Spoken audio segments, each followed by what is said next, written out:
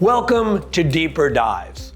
2 words that all entrepreneurs fear: scope creep.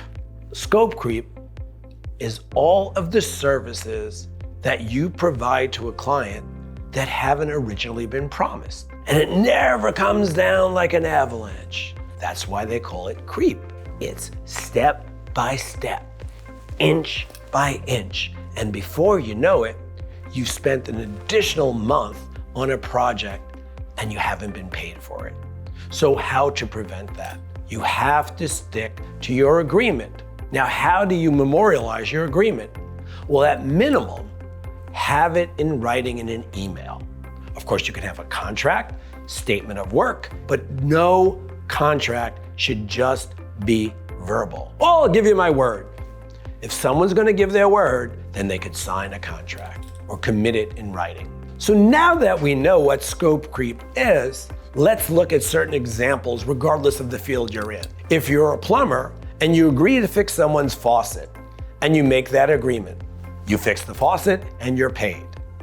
However, scope creep is you fix the faucet and they say, oh, by the way, will you take a look at my bathroom sink because it's leaking? Well, you wouldn't expect the plumber to do that for free.